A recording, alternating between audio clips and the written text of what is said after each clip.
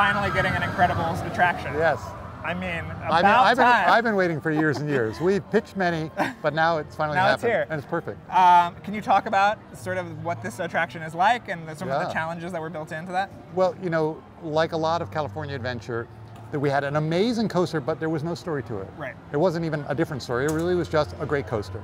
And so when we found out that it was going to come down for its regular rehab, they were going to clean it up and tighten up the track, we said, what can we do? And then we were looking at, hey, Incredibles 2 comes out literally the week before this coaster is going to reopen.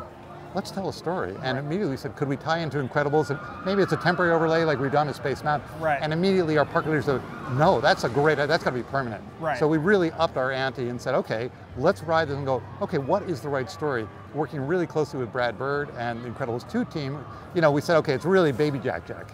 He's the joy of this. Because like any great attraction, you have to tell a really simple story.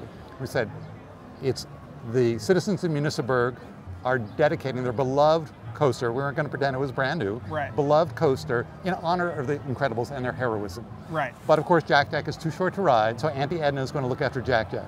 But we all know that he has all these incredible powers, including teleporting. Right. So the moment we get on the attraction, Edna, take care of Jack Jack, of course, darling, whoop, the baby is gone. Right. And that sets us off. So we're chasing Jack Jack. him, and every member of the family is there trying to grab him. What are you most excited about people experiencing on the coaster?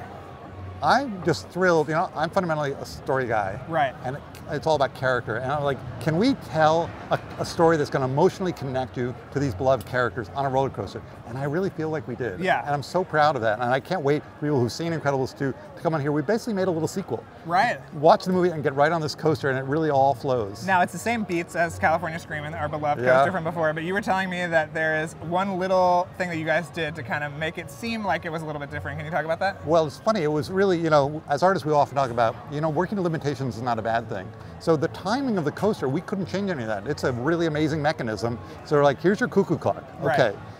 And you know, the tunnels that were here were actually only there for noise abatement. And there were half tunnels to shield the screams from the city of Anaheim. Right. So we said, well, what if we close those off and actually turn them into our show scenes?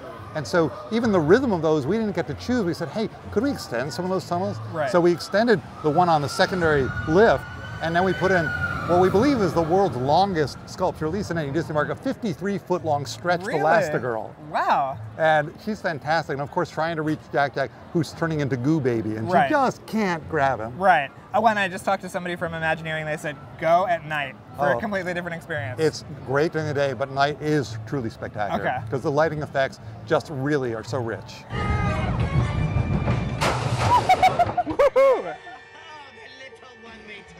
We did it. We did it. I like the heat and the cold. That was amazing. Violet is one of my favorite superpowers. Yeah. Jack Jack will still remain my favorite. Yes, he's amazing.